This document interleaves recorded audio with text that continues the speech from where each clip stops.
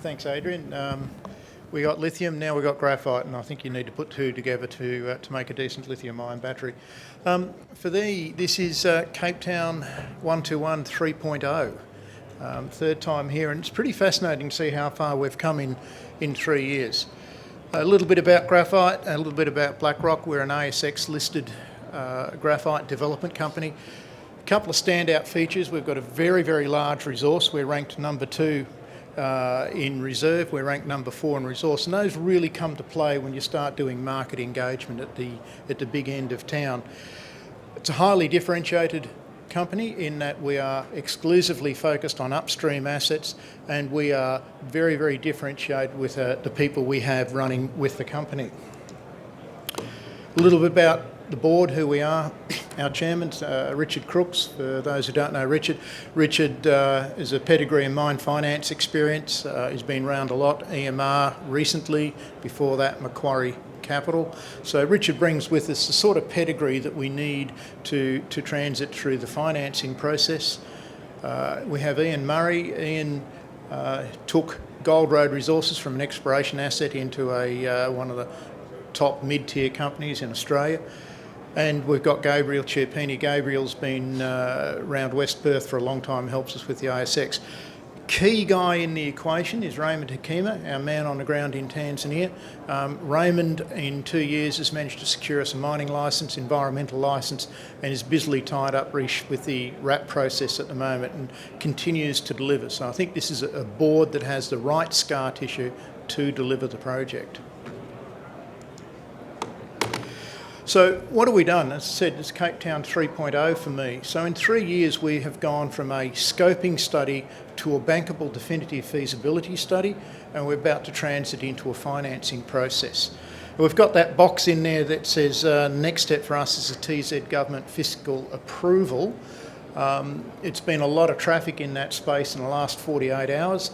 It would appear the Tanzanian government is now ready to start approving mines and starting to approve processes. So we're, like everybody else, eagerly waiting that outcome.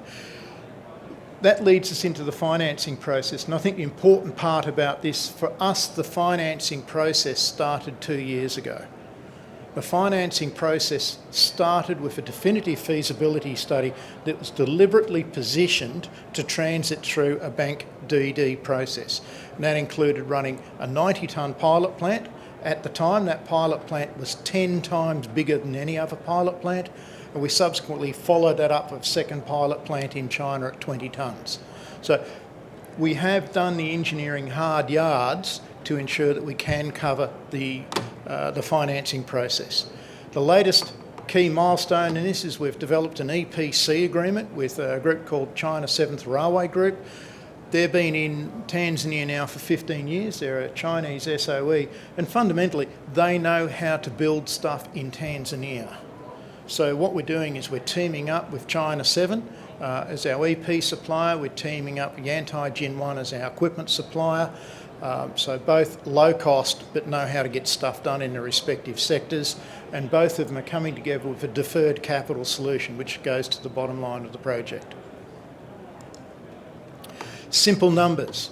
We start small, we end up big. So we build a 80,000 tonne a year module. That throws off sufficient cash flow to build 3 more modules for a total of 4 modules, delivering 350,000 tonnes of concentrate.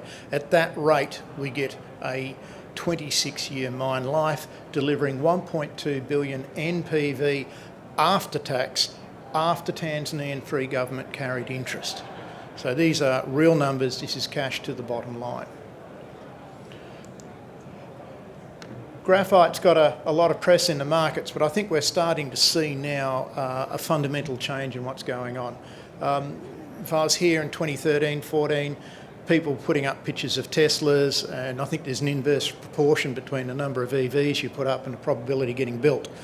The reality is we're seeing now is more and more people wanting to build EVs. We're seeing a lot of interest out of the auto manufacturers, and we're just not seeing the maturity in the supply chain to be able to meet that. So we're seeing a real and emerging gap in material supply for manufacturing ambition. When I roll that up into fundamentally what I call the company strategy about where we're at, is The macro trend at the moment is we are dealing with electrification of transport. That's not going to go away. I think the argument is how quickly it's going to happen. So that's tick one for graphite.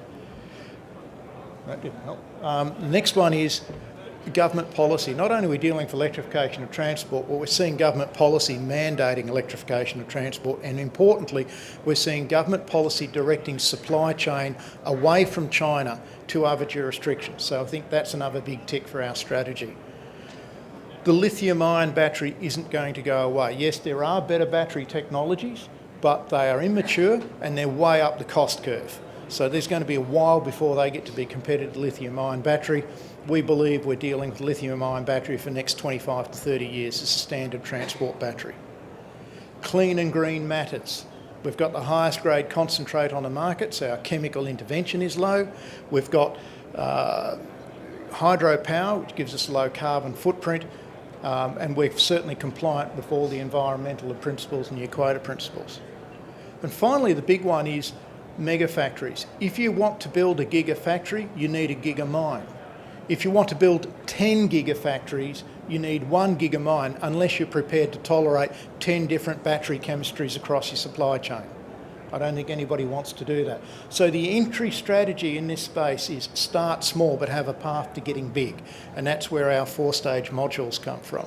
And finally, we're starting to see graphite beginning to be used in a whole bunch of new technologies as people look at graphite again. So we're starting to see this as a better, a right project positioned about perfectly in terms of where we are with the electrification of transport.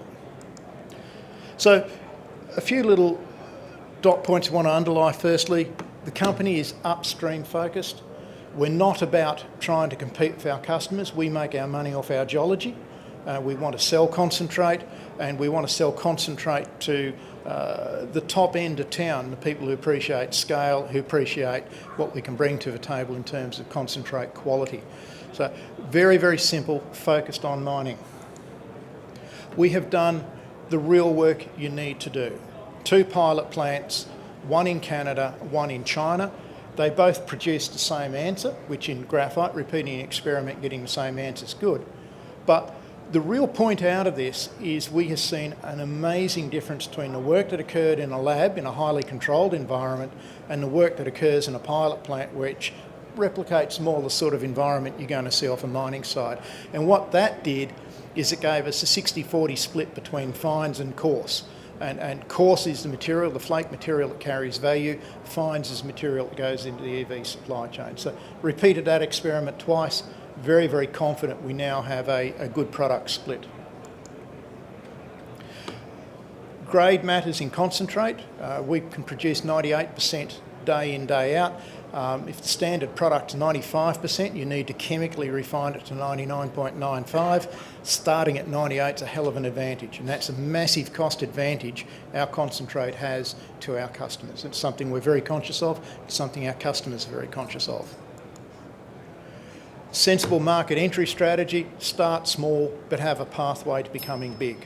You do not want to start big and have nowhere to go. I think that experiment's been tried. We've learnt from that, and we've got a much more sensible market entry strategy. Big one. Increasingly, people are focused on the triple bottom line. And I've just got back from Tanzania this weekend, where we opened up 3 village offices for our host communities. We are committed to making sure that we work with our people, that our environmental footprint is as small as it possibly can be. We do that with hydropower, we do that using rail, we do that using deep water ports in Dar es Salaam. Stakeholder engagement, again, we've commenced the RAP process. We've just announced this morning on the ASX that we got past the moratorium point. That is a standstill point on RAP, so we've frozen that, and effectively we've closed the loop on that. That's effectively Mahenge, delivered on time and in full. Thank you very much.